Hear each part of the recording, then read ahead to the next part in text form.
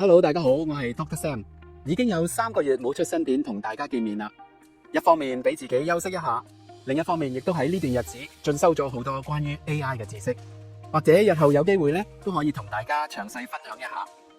今日係 NMN 逆齡抗衰老系列嘅第41集，題目係2024年長壽科學逆齡抗衰老營養補充品嘅進展。長生不老自古以嚟就係每個人嘅盼望。隨住醫療科學嘅發展，人類生活水平不斷提高，而長壽科學喺過去10年之間吸引咗好多人嘅關注。自從2006年白藜蘆醇 resveratrol 嘅抗衰老科學研究發表之後，我就開始留意相關嘅研究，直到2年幾之前開始咗呢系列嘅影片。我哋集中講解咗好多關於逆齡抗衰老嘅原理啦、營養補充品同埋藥物等等。隨住日子慢慢過去，研究越嚟越多，五花八門。嚟到2025年嘅今日，不如就等我哋一齊回顧總結一下喺過去1年2024年有關逆齡抗衰老營養補充品嘅最新發展。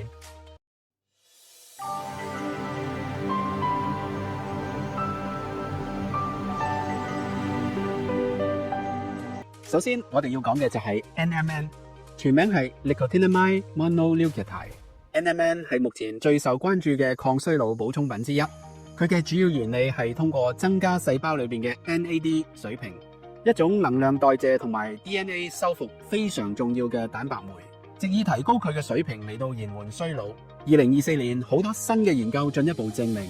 NMN 唔單能夠改善細胞嘅健康，仲可以延長壽命。特別喺啲動物嘅實驗當中， NMN 嘅效果非常顯著，而且亦都有更加多嘅人類實驗臨床進行當中。另一個同 NMN 相關嘅營養補充品就係 NR 啦 ，Nicotinamide Riboside。佢係一種 NAD 嘅前體。NR 嘅優勢咧，在於佢容易吸收，並且已經俾一啲嘅品牌，例如 True Niagen 推廣為抗衰老嘅核心補充品。研究亦都顯示 NR 能夠提高 NAD 嘅水平，有助於維持細胞健康、改善肌肉功能同埋增強免疫系統。2024年嘅研究繼續支持 NR 嘅長期使用，佢嘅安全性同埋有效性。跟住係白藜蘆醇。白藜蘆醇係另一種大家熟悉嘅抗衰老成分，特別喺2006年研究發表之後，佢成為咗熱門嘅話題。佢主要存在喺紅酒同埋葡萄當中，具有極強嘅抗氧化作用，能夠激活身體細胞裏面嘅 sirtuins 蛋白，呢一種同延緩衰老相關嘅蛋白質。喺2024年，我哋睇到更加多研究探索白藜蘆醇喺心血管健康、減少炎症同埋延年益壽方面嘅潛在益處。接住落嚟係 Metformin 糖尿病藥。Metformin 係一種傳統嘅糖尿病藥物，但係佢喺抗衰老領域亦都引起咗廣泛嘅關注。Metformin 嘅作用原理主要係通過改善胰島素敏感性，降低血液裏邊嘅血糖水平，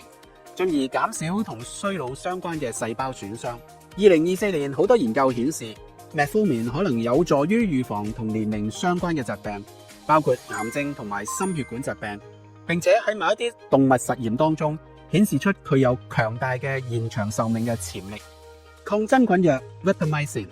係一種常用嘅抗真菌藥，近年嚟佢被發現能夠減少衰老嘅速度。佢嘅原理係通過抑制 mTOR pathway，呢一個係一種同細胞生長與衰老相關嘅 DNA 信號通道。喺2024年，科學家對 Rapamycin 進行咗深入持續嘅研究，尤其喺延長動物壽命方面嘅效果已經被證實。但係喺人類使用，特別係長期使用方面仍然需要更加多嘅研究去支持。接住落嚟係腸胃益生菌。益生菌嘅重要性喺抗衰老科學當中越嚟越受到重視。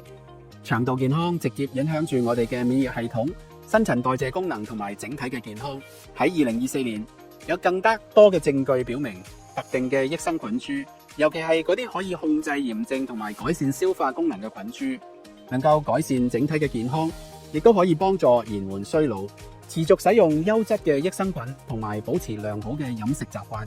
可以促進腸道嘅微生態平衡，從而對抗一啲同年齡相關嘅健康問題。接住落嚟係維他命 C。維他命 C 係一種強效嘅抗氧化劑，能夠保護細胞免受自由基嘅損害，並且促進膠原蛋白嘅合成。隨住年齡嘅增長，我哋身體裏邊嘅膠原蛋白係逐漸減少，呢個係導致皮膚老化同埋關節問題嘅主要原因。喺2024年有更加多嘅研究繼續支持維他命 C 作為維護皮膚彈性、促進免疫系統功能嘅重要補充品。抗氧化營養補充品，我哋可以睇一睇其他抗氧化營養補充品。除咗維他命 C 之外，其他經常被提及嘅抗氧化劑咧就包括維他命 C 啦、CoQ10 啦等等。呢一啲抗氧化劑能夠幫助中和自由基，減少細胞嘅損傷。喺2024年，更加多嘅科學研究顯示，抗氧化劑嘅長期服用咧，可以對延緩衰老、預防同年齡相關疾病有積極嘅作用。接住落嚟係褪黑色素。褪黑色素係一種由大腦裏邊嘅松果體分泌嘅激素，能夠調節我哋嘅睡眠同埋清醒週期。隨住年齡增長，褪黑色素嘅分泌係會逐漸減少，呢個可能係導致睡眠質量下降，進而影響身體嘅修復同埋免疫系統功能。由於深度睡眠對於細胞嘅修復同埋抗衰老係非常重要嘅，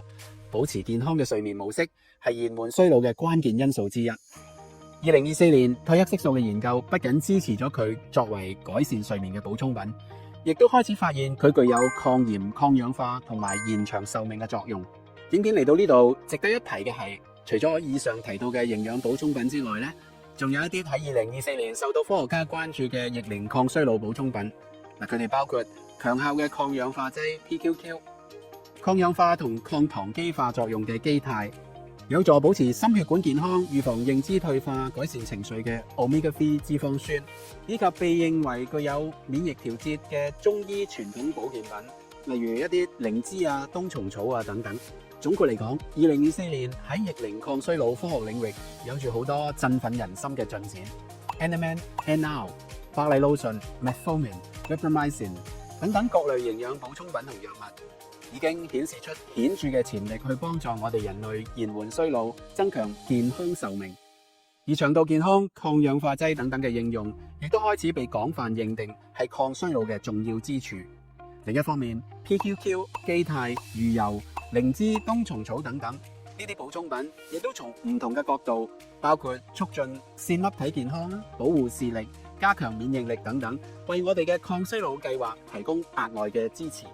然而，我哋要記住，單靠營養補充品並唔能夠達到全面嘅抗衰老效果。保持良好嘅生活習慣、均衡飲食、充足嘅睡眠、適度嘅運動，控制好日常生活裏邊嘅壓力，提升心理質素，培養正面同埋積極嘅生活信念，先至係延長壽命同埋保持活力嘅基石。希望大家喺日常生活當中唔好單單依賴科學嘅進展，仲要更加關注自身嘅健康管理，從而有效對抗衰老，擁有更加健康長壽嘅生活。今日嘅影片咧就嚟到呢度啦，中意我哋嘅影片記得 like 同埋 subscribe 我哋嘅 channel， 撳埋隔籬嘅鐘仔，等我哋出新片嘅時候咧可以提醒大家。下次見，拜拜。